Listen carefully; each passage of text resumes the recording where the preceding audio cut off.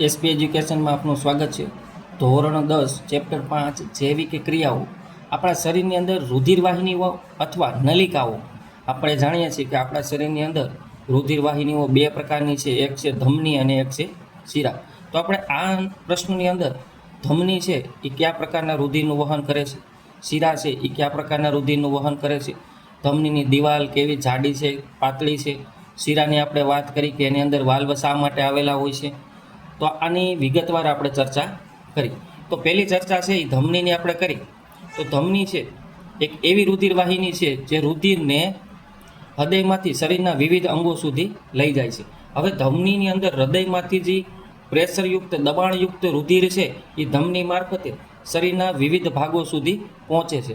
હવે જો ધમનીની દિવાલ છે એ જાડી અને સ્થિતિસ્થાપક હોય છે, કારણ કે રુધિર હૃદયમાંથી ઊંચા દબાણે વહે છે। આપણે પરીક્ષામાં પ્રશ્ન પૂછાય કે ધમનીની દિવાલ શા માટે જાડી અને સ્થિતિસ્થાપક હોય છે, તો એનો જવાબ એવો આવે કે કારણ કે હૃદયમાંથી ઊંચા દબાણે રુધિર છે એ શરીરના વિવિધ ભાગોમાં પહોંચે છે।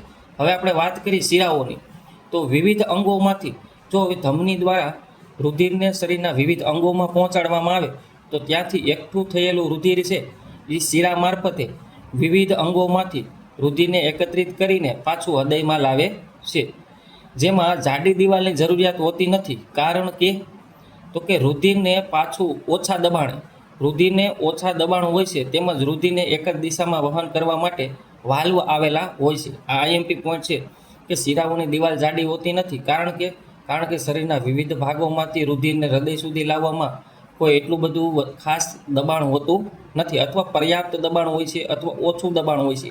હવે શિરાઓની અંદર વાલ્વ આવેલા હોય છે। આ વાલ્વનું કાર્ય શું છે, તો કે રુધિરને શરીરના દરેક ભાગમાંથી હૃદય સુધી આપણે લઈ જઈએ ત્યારે એ રસ્તામાં એ પાછું ન વળે અને એક જ દિશામાં આગળ વધે તે માટે શિરાઓની અંદર વાલ્વ આવેલા હોય છે। આપણે આગળ વાત કરીએ તો ધમનીની હું તમને આકૃતિના એક ડાયાગ્રામ દ્વારા સમજાવું કે જો મહાધમની છે, મોટી ધમની છે, એ આગળ જતા શરીરના કોઈ પેશી કે અંગમાં પહોંચે છે ત્યારે એ નાની નાની શાખાઓમાં વિભાજિત થાય છે। આ ધમની છે એટલી બધી જાડી રહેતી નથી, એકદમ સૂક્ષ્મ શાખાઓમાં વિભાજિત થઈ જાય છે, અને અંતે જે આ શાખાઓ છે એટલી બધી પતલી થઈ જાય છે કે એની દિવાલ છે, ધમનીની દિવાલ એ એક કોષીય જાડાઈ ધરાવે છે।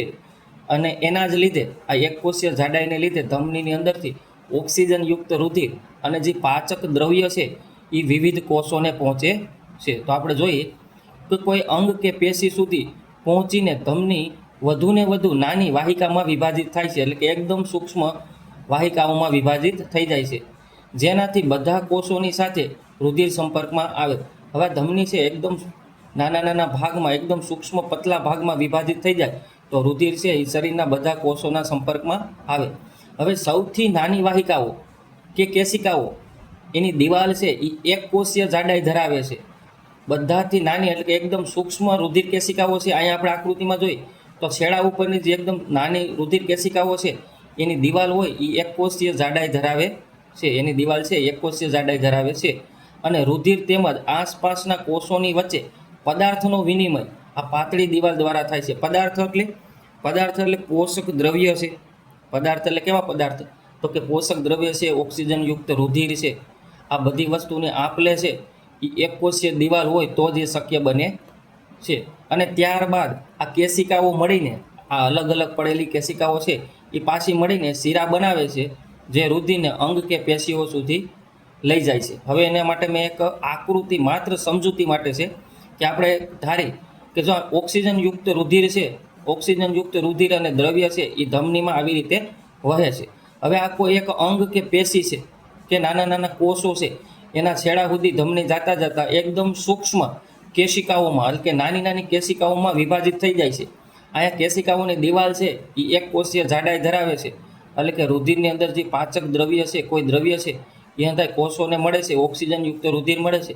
હવે આ જ કેશિકાઓ પાછી મળી જાય છે, આગળ જઈ અને પાછી મળી અને રુધિરનું પાછું વહન થાય છે, અને એ આગળ જઈ અને જાડી શિરામાં રૂપાંતરિત થાય છે। હવે આ રુધિર છે એ અહીંયા ઓક્સિજન આપી દે અને કાર્બન ડાયોક્સાઇડ વાયુ છૂટો પડે એટલે આપણને હવે રુધિર કેવું મળે, CO2 યુક્ત રુધિર મળે છે। અને કેટલાક ઉત્સર્ગ દ્રવ્યો જે નકામો કચરો છે, નકામો પદાર્થ છે, એ પણ રુધિર મારફતે પાછો એમાં જાય છે। તો આ અંગ કે પેશી છે CO2 યુક્ત રુધિર અથવા શિરાઓ કે જે શેમાં રૂપાંતર થાય છે, આ ધમની છે એ કેશિકાઓ અને કેશિકાઓમાંથી ફરીથી એ શિરાઓમાં વિભાજિત થાય છે.